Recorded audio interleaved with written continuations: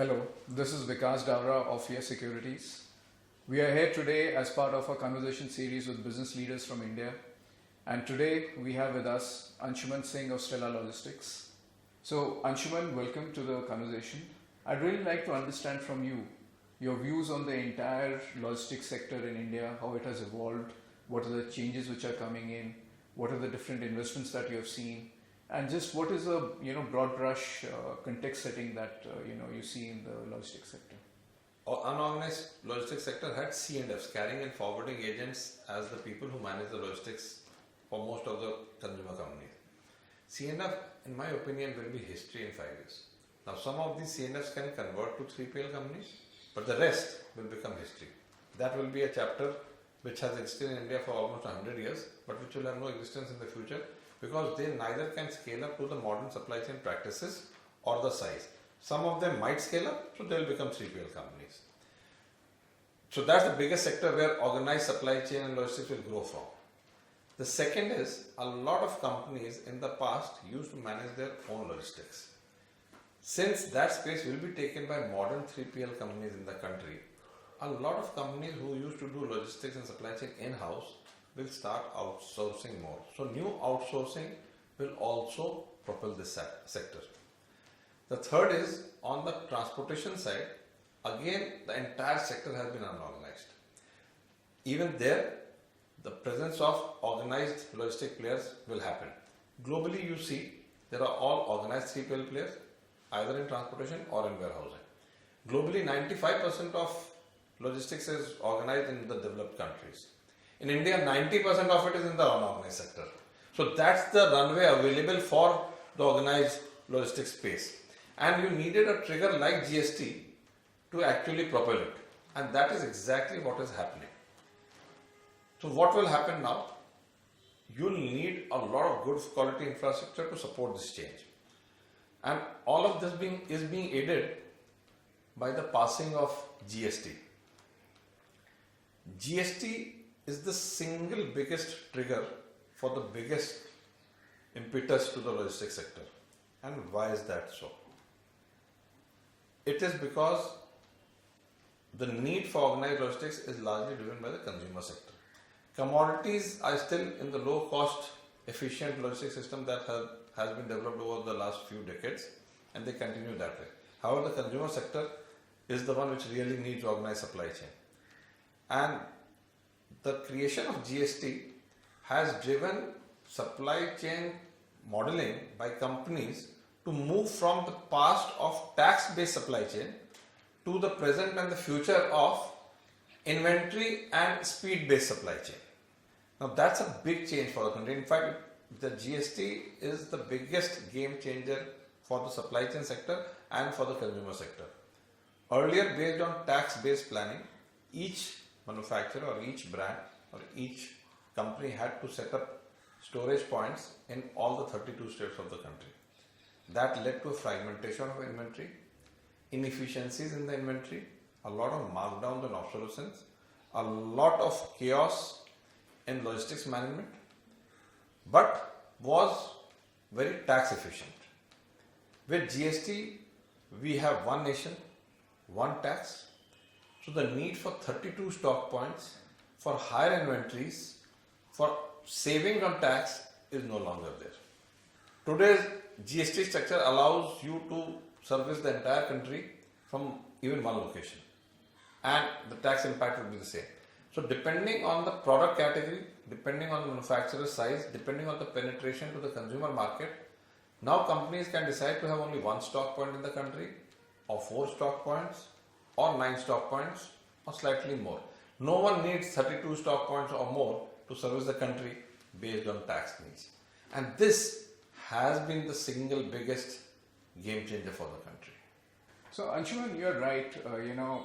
The sector has witnessed some fairly important changes, and they have been very positively received by the investor community. And I think the Indian entrepreneurs and existing businesses are really, grappling with the different changes and seeing opportunity and growing quite rapidly. But in some ways, the race has just begun, and there's so much opportunity in India. There's a lot of capital which is suddenly available. but it's still not enough. There are different types of capital available. There is strategic capital, there is growth capital, there is acquisition capital. In your view, how much capital will be required? What kind of opportunities there are? What sectors do you think will absorb this capital? So why don't we, talk a little bit about that also? So on the infrastructure side, good quality warehouses will be the need of the hour. If you look at the multinational companies in the 3PL space who have been there, or even the Indian companies who have been there, the largest space that is run by some of the companies is 8 million, 7 million square feet each. So total organized sector would be less than 50 million square feet. And there is a 900 million square feet of warehousing space in the country. So that's the gap between organized and unorganized. So in the next 5 years, at least 150 to 200 million square feet of organized logistic parks will be required. Now 150 to 200 million square feet of organized logistic parks requires a lot of money. If you do a simple math, the land plus building cost would range anywhere between 1500 to 2000 rupees a square feet. So a million square feet would require 2000 million rupees. That's how, so a 200 crore rupees investment is required in a million square feet. If somebody wants to do, so if you look at Stellar, we ourselves are planning to build 21 cities, 35 logistic parks, 50 million square feet. So I myself in Stellar am planning to get investments of 10,000 crores only on the warehousing infrastructure. Now if I connect these 21 logistic parks, 50 million square feet with each other across the country to serve the consumer market, Stellar itself, my company itself will require around 50,000 trucks, which is another investment of another 10,000 crore rupees. In addition to that, we will need to put infrastructure like shelving, racking, material handling equipment, conveyors, sorters inside the warehouses, which will require another investment of 5,000 crore rupees. Now, all these are not going to be on my books except the capex inside the warehouses. I am going to get partners to invest in build-to-suit buildings and transporters to come as partners with me on lease basis. And I'm going to have 10,000 trucks and 50 million square feet of warehousing infrastructure built for Stellar. This itself will require 25,000 crore rupees. Now, a $4 billion investment only in one company is required. You can say that $40-50 billion investment in the country would be required in the next 3-4 years to build the infrastructure only for the consumer sector. Now, $40-50 billion investment is a large investment and it has not happened. Investments have happened in the last few years, but that's in the range of 2 billion, 3 billion, 4 billion overall. You require 10 times that in the next 4 years, and that's why this is an extremely interesting sector for investors who want to invest in the sector. Now that's a fact which has been recognized by most investors. The challenge is that there are not too many companies which are in this space in the country. So this will lead to some foreign companies coming to India. This will lead to some new entrepreneurs evolving. And this will lead to people like me setting up big companies. The investments which have come into the country so far have been in companies like mine. It has also been in companies which are in the e-commerce space. In fact, that has been the sector which has driven the most investments because of the two largest players in the e-commerce space in the world coming up in this country. And those have driven a lot of investments in the e-commerce sector. Those investments are also a function of setting up the business model because that's a new business model that has not yet reached a profitable scale and it's still going through the growth phase and the stabilization phase. So that's a model which will need to be perfected over a period of time. But the classical supply chain model for the consumer space, the brick and mortar model, that is well established in the country. Only fact is that there are no companies of scale. So people or entrepreneurs or companies which can think scale, and Stellar is one of them, can actually attract a lot of investments, and those investments in infrastructure, in transportation, in technology, in automation, in talent will yield very, very handsome returns over the next few years. In fact, this This sector has lagged behind the economic growth of India.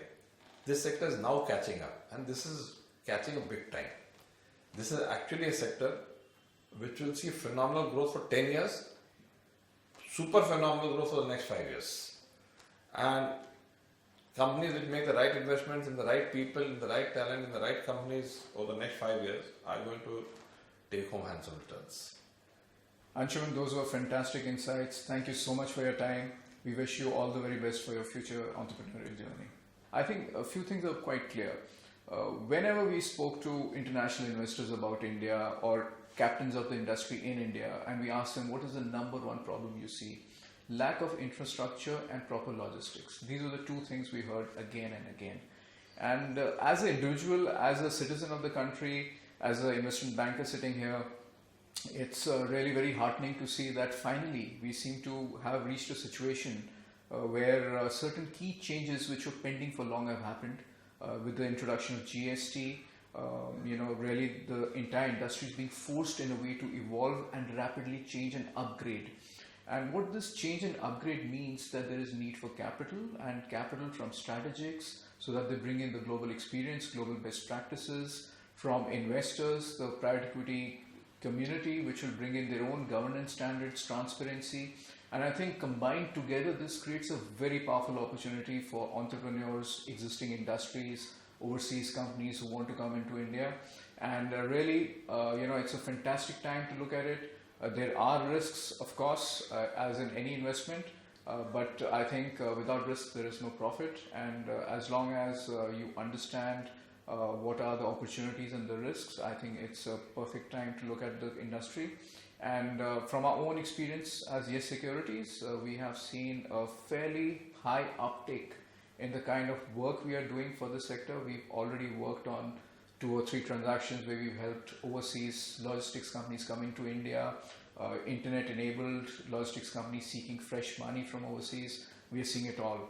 It's really a very, very exciting time, and we look forward to doing so much more work in this industry. Thank you so much.